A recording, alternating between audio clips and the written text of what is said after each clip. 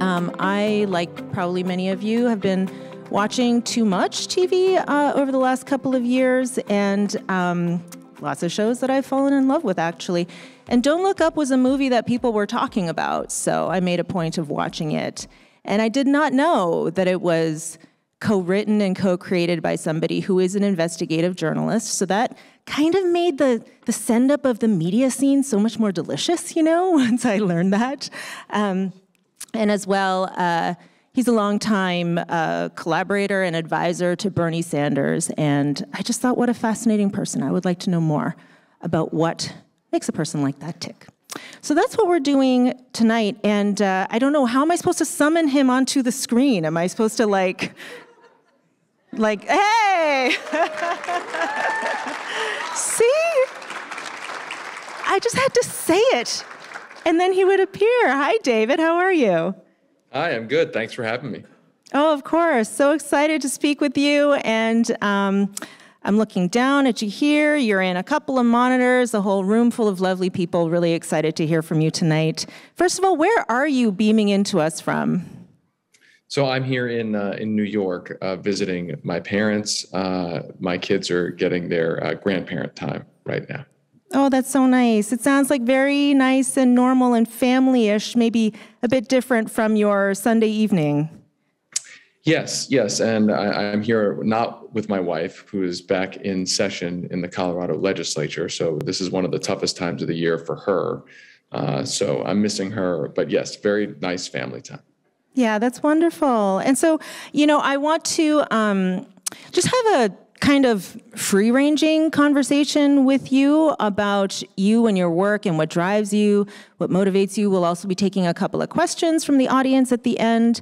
But can we start with Sunday night, I guess? I was reading some of your tweets from the Oscars. You looked great. And you mentioned that, what had everybody talking at the Oscars? You said that you missed that because you were out having a quiet drink at the bar with Adam McKay, who is the director and co-creator of the film with you, because you wanted to have a quiet moment. Can you tell us what you wanted to talk about with him in that moment? Sure. We had just not won Best Screenplay, and actually a friend of mine who I know, Peter Sarsgaard, who the great actor, and his wife Maggie Gyllenhaal, she had just not won the Oscars. So we were out at the bar having a drink, kind of lamenting, wow, we were here, we didn't win. That kind of sucks, but it's amazing to be here. And McKay and I were talking about, actually, it's kind of crazy, but we were talking about how we were wondering if the climate crisis was ever even going to be mentioned at all at the event, and we were talking kind of about how apolitical the event really felt. Now, that's not entirely surprising, but but sometimes that event can be, in past years, can be have some political themes, and there were very few political themes, and we were sort of talking about how, the celebrity culture, entertainment culture really has in a lot of ways shied away from politics, and then all of a sudden the Will Smith thing happened, and this kind of ripple went through the whole building, really. And I, to be frank, I didn't really understand what people were explaining. They were like, Will Smith went on stage and slapped somebody, and I was like, I don't even understand what you're talking about. I don't even know what that means. Like, I couldn't put it in my mind. And ultimately, after I later found out what had happened, I kind of felt like we were in our movie. We had gone to that event, and obviously, look, everyone hopes that they are going to win when you go to an event like that. But we were really excited that if on the off chance that we won, we'd be able to say something about the climate crisis. And we didn't win, and that's totally fine. I get it. I mean, Belfast is an amazing movie. It won for Best Screenplay. We were among great movies all around. But ultimately, the headlines out of the event weren't about climate change or any kind of political or social issue. It was about basically a fight between celebrities, which kind of made me feel like I was in the movie Don't Look Up. Well, you did take a picture of your the speech that you had written just in case. Yes. And so you did share that on Twitter, but you didn't get to give it. Quickie message. What did you want to say if you had that podium? What I wanted to say was that everybody in that room has an absolutely enormous amount of cultural power and therefore political power.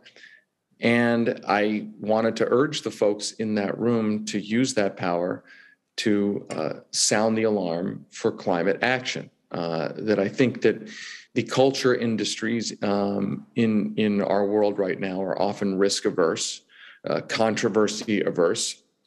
And by that, I mean political controversy averse. And that it's kind of pathetic that the climate crisis is considered political, is considered controversial. And what I wanted to do was encourage folks there to use their power to sound the alarm. And I think the key point is that, look, there's a certain segment of the population that believes very strongly that climate change is happening and something needs to be done. There's another set of the population that essentially denies that climate change exists or is a problem or anything needs to be done.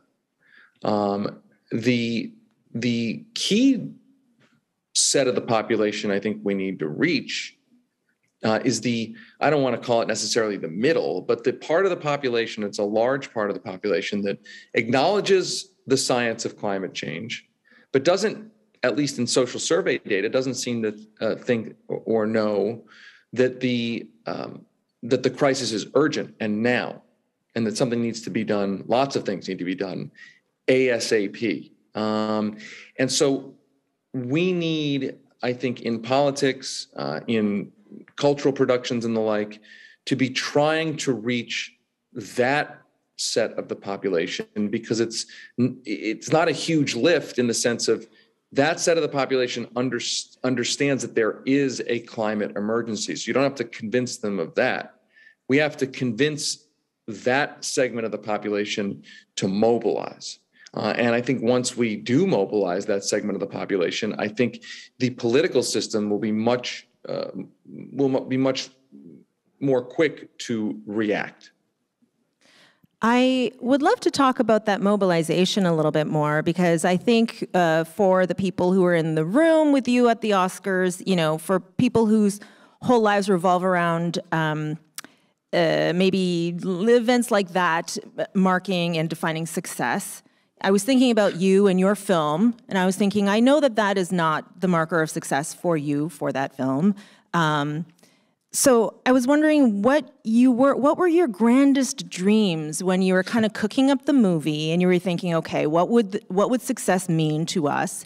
And in light of thinking about mobilization as, what you want to inspire in people. Well, one, I never imagined that a movie like that would ever get made.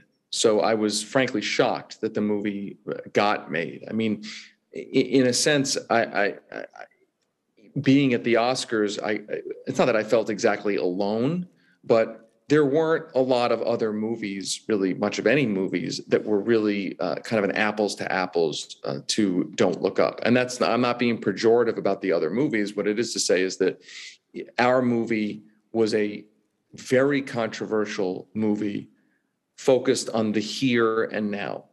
And that when you create a cultural product like that, people have strong opinions about the here and now, arguably in a way that they don't have strong opinions about things that are set in the safety of history or things that are kind of wildly fantastical and fictional.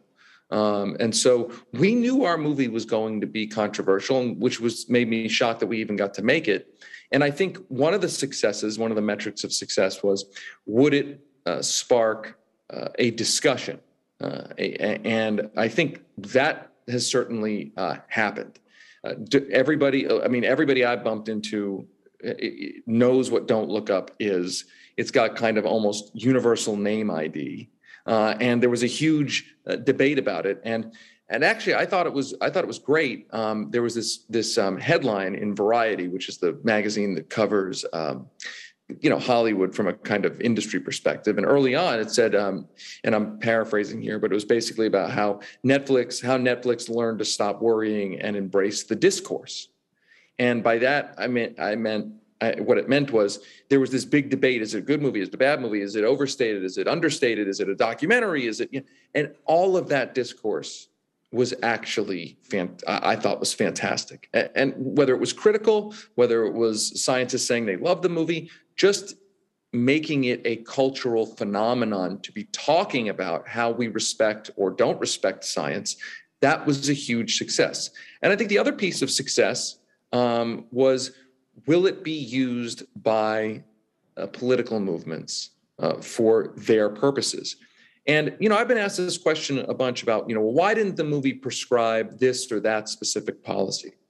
And truth be told, the answer is because we felt it's not really for a movie to say we need this specific or that specific climate policy, that the best I think you can hope for a movie is that it empowers the movements in the public policy space that are engaging on a day-to-day basis with policymakers and scientists, and that if the movie can help empower and boost those movements, that's where we can really have success. And I think, if you look a couple weeks ago in France, the 80,000 people came out for a nationwide set of marches in cities across the country using the Don't Look Up, they called it Just Look Up, as their clarion call. There's plenty of other examples of Don't Look Up being invoked by those movements. So I think that has been a huge success as well.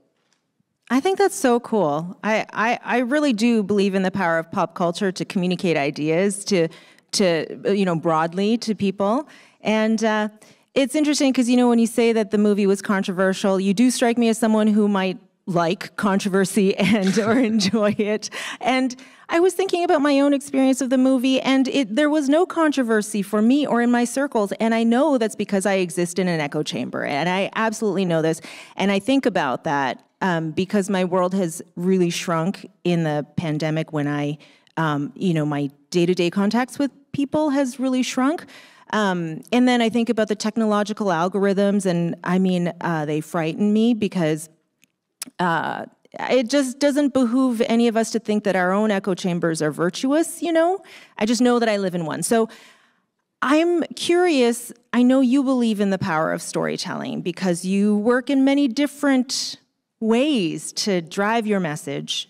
Do you think that the power of storytelling can overcome these algorithms that kind of drive the information that we're all marinating in and, separately from one another? It's a great question. What I can say is this, is that narrative storytelling has been a part of the human species for thousands and thousands of years. That we as a species have been conditioned to understand our world through story. And so I think one of the reasons that this movie has had such cultural resonance is because it has storified in allegorical form a narrative about, by the way, not just about the climate crisis. Some people thought it was about the pandemic, but it's really about how we communicate with each other, whether we can constructively communicate with each other. In fact, in a certain sense, I actually think the movie is raising questions that are resonant with the question you just asked. A lot of the context of the movie is, are we as a population trapped in our bubbles, trapped in social media, trapped in the algorithms, so trapped that we cannot accept verifiable facts and stipulate those verifiable facts and then debate and discuss what to do about them. Our movie, I think, illustrates in allegorical form what happens when even the basic facts can't be stipulated. So we're arguing about the facts and misinformation about the facts rather than what to do about the facts. To put it into specific context, in that movie, they're arguing, there's a whole debate about whether the comet is even coming towards Earth, much less what should we do about it. And I think that feels very real to the climate crisis. And so, I think our story broke through. I know that we got a lot of feedback, by the way, from the right, from the left, folks who I think connected with maybe not one or the other issue, climate, pandemic, et cetera, but felt that there were deeper truths in here about how dysfunctional we've become as a society. Now, I think as it relates specifically to the climate crisis, my hope, I'll go back to what I said, my hope is that there's more, that the success of the movie, the second most viewed movie in the history of the world's largest streaming platform, that says to the culture industries, there's a pent up demand for stories that wrestle with the here and now, wrestle with difficult issues. And so my hope is that those products can break through the algorithms. I know, I wrote a book about 10 years ago about 1980s pop culture and about how 1980s pop culture really had a set of deep programming to us about what our world should be. And I always use this example for folks who are into pop culture. If you really start thinking about, or I should say, the power of pop culture is that it doesn't seem political. And so a lot of viewers, their political filters are off. If you see a political ad, you know you're watching a political ad. If you see a comedy movie, the filter is off. So if you think about a cultural product like Ghostbusters, the movie Ghostbusters, and you really think what that's saying to you, what that said to you, what that said to me as a kid, right? It's a movie about a municipal government that can't solve essentially a security problem and has to hire for-profit contractors where the government falls down on the job. And the problem in the movie is the environmental regulator who's too overbearing. Now, it's hilarious to think about. And look, I love Ghostbusters, right? But think about what that actually said. And now think about what all of those cultural products are saying. And then think about what they're saying now. So what I'm so proud of with Don't Look Up is that we definitely clearly had a set of messages. And I don't think we were coy about that. But it was the kind of messages that you don't usually hear in pop culture. And what we tried to do was use a familiar set of stories, right? The asteroid disaster movie, but use it to tell a different story. I would argue a much more true story about the crises we face and what we need to do to break out of them. Well, now I'm going to have to go back and watch Ghostbusters. I mean, is it available on streaming? I'll need to. I want to talk a little bit about The Lever, which, am I pronouncing that right, by the way? Because when Jen Hassam said, how do you say it? We've gone back and forth on that. We call it The Lever. Okay. I know, some folks in Britain call it The Lever, but we call it The Lever. It's like when you don't notice you have an accent, and I just didn't even think of it as anyways. Please forgive me if I call it the wrong lever. I would love to know about, why you were doing journalism in that way, because it's hard to build the business of journalism as you're doing the journalism, Why is that important to you? Well, look, some people have asked me about whether the movie is a deviation from my work as a journalist, or whether my journalism is a deviation from my work for Bernie Sanders. I got out of college, I worked for Bernie Sanders on the Hill, then 20 years later, worked for his campaign. And the answer is it's actually not a deviation. It's different in a sense, metaphorically speaking, they're different channels for the same work. The work of questioning and challenging power, questioning and challenging assumptions. I think specifically as it relates to The Lever and to journalism, that I believe that we need not just a transcription of what's going on, but a somewhat adversarial, journalism needs an adversarial relationship to power. That's how, in a democracy, you get the best government.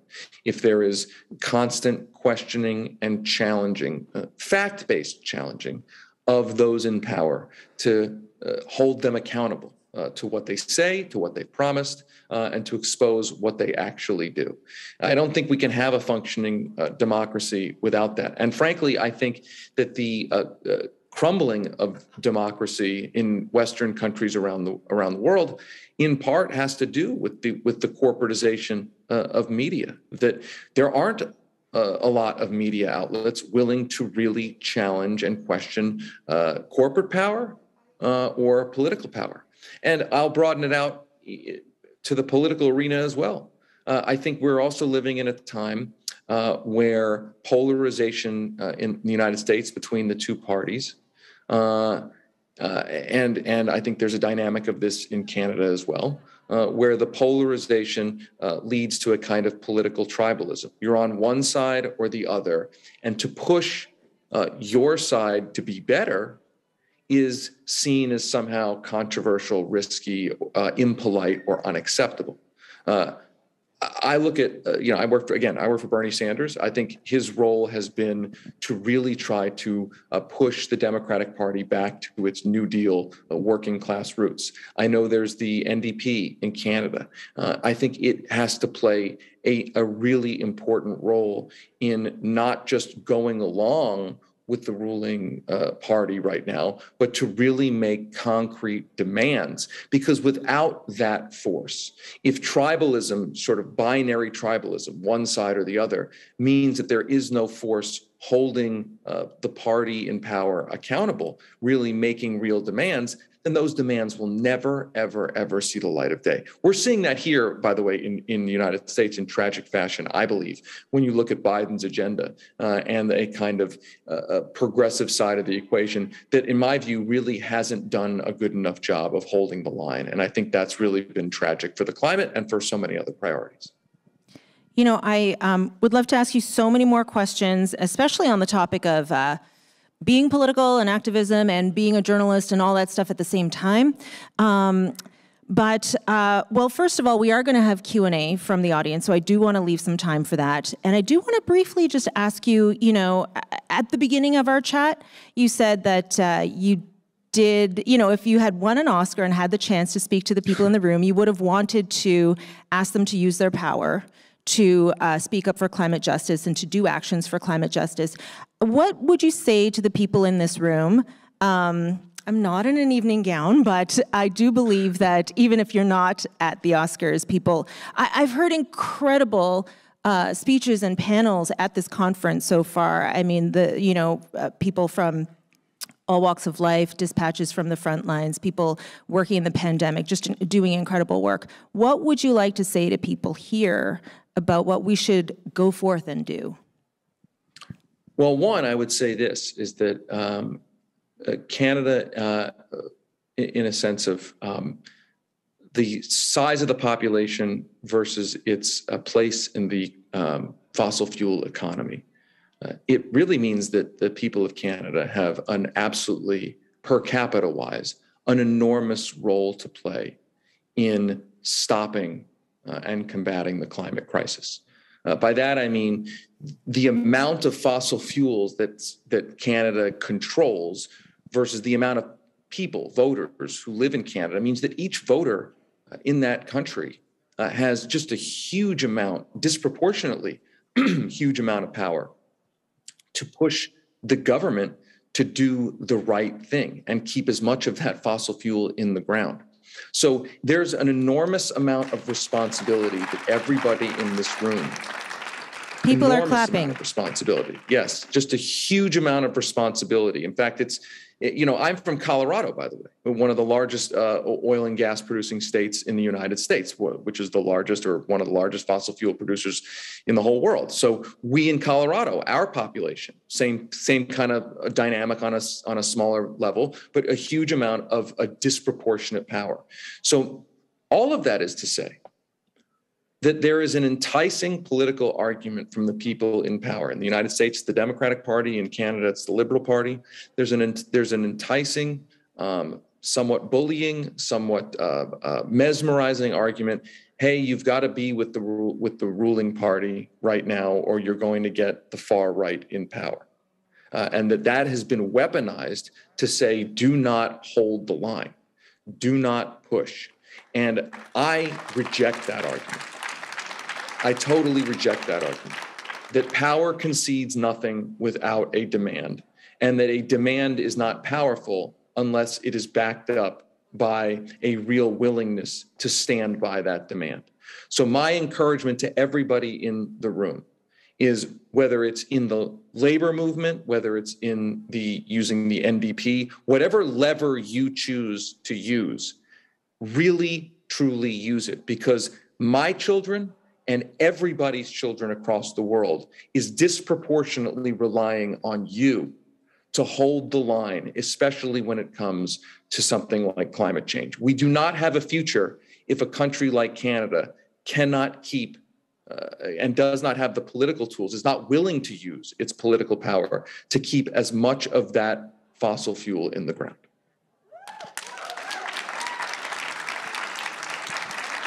I hope you can hear the applause for you.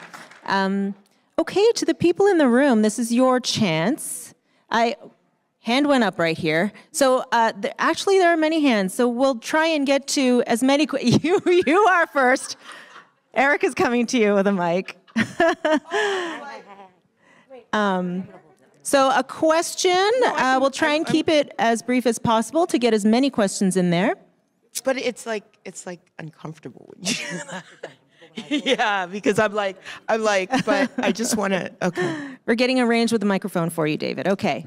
Please, Hi. go ahead. So my name is Erica Eiffel. I write about federal politics in Canada. I write about it from an equity perspective.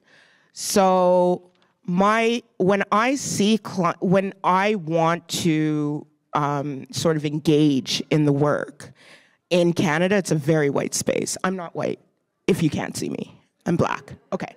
So and it's a very hostile white space where it is very much white people making the decisions and controlling the space, but we are the ones who deal with the effects because we're the ones who are placed near dumps. That's where our neighborhoods are, and industrial places that have runoff. So at what point is the environmental movement going to realize that there are other people who don't look like them who are actually suffering more than them? That's my question. So my response is, first of all, thank you for the question, and thank you for focusing on that, because it's hugely important. Again, I'll bring it back to where I live for 1 second. We have a similar situation where the most polluted areas of our state, the most polluted areas of our city tend to be disproportionately communities of color. And that is a huge problem. It's a kind of structural systemic racism. It's a huge problem, but I think it's also a huge opportunity in this way, that clearly the environmental movement, the climate movement, the anti-pollution movement is not a movement just for one set of people. It is not just a movement for affluent white people. It clearly has disproportionate impact and needs engagement from the broadest segments of the population across all demographics that are being affected by this. And people of color need to have a big seat at this table, a big part, need to be in a leadership role in this, because as you said, communities of color are disproportionately bearing the brunt of this. And I'll just add one last thing on this. I can't stand it when in media, the environmental movement is portrayed as a sort of, to use a term from our movie, a kind of lifestyle idealist movement among affluent white people. That kind of writes communities of color out of the story of the environmental crisis, and that's unacceptable. Thank you, Erica, for that question. And we have another one right over here. Go ahead. Oh, sure. Hi, I'm Emily Leadham. I'm from Press Progress. We're a investigative journalism outfit. We write for kind of a popular audience. My question is about craft and narrative and what you learned in for using your background in journalism to write this movie, whether there's any craft tips that you learned that help communicate these messages using characters, using emotional dilemmas, things like that, and whether any of those crafts can be brought back into your journalism space to help kind of tell those stories in a more emotionally resonant way. It's a great question. One, I think including characters, real life stories is hugely important. That's how people process information, and I'm not saying every story needs to be individualized, but having individual characters, I think we know makes for a more compelling news consumption experience, or really content consumption experience. But I also think, it also worked kind of in the opposite way, is that I'm proud of Don't Look Up for one reason, is that there's a kind of accountability journalism underpinning to it, in that we are dramatizing things like money in politics, things like corruption, things like greed. So my point in saying that is that when you're in journalism, I think that one thing that I used to call it in the United States, I used to call it the no money rule in corporate media, that you'll notice you'll read lots of stories about politics in the New York Times or the Washington Post, or you'll see it on CNN or MSNBC. And strangely, there's this thing that's never mentioned in the telling of politics, which is who's getting money from whom, right? That money, sort of which politicians are being paid by which interests, is kind of written out of the story as if it doesn't exist. Now, that's not in my view, that's not an accidental situation. Shocker. Corporate media, millionaires paid by billionaires to shill for corporations and their advertisers, don't really want to spend a lot of time exposing and spotlighting who's actually being paid. But I think the public senses, the readership senses, that corruption is now baked into the system.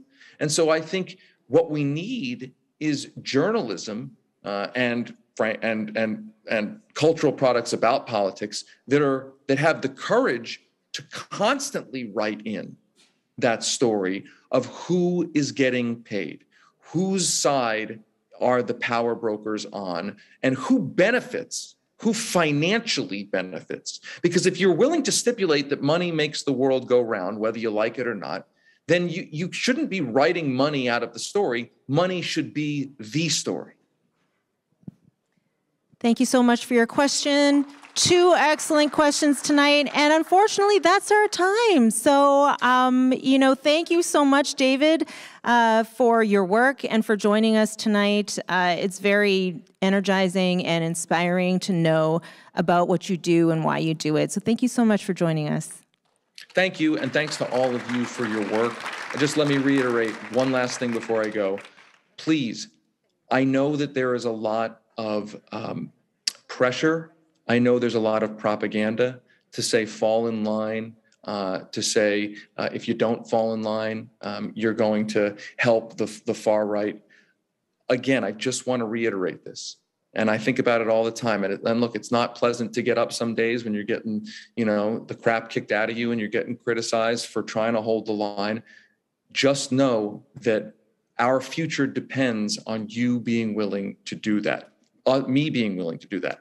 All of us being willing to do that, whether in politics, in our workplace, or anywhere else. So thank you for your work, and thank you for carrying that forward. I really appreciate it. Thank you, David. Thank you.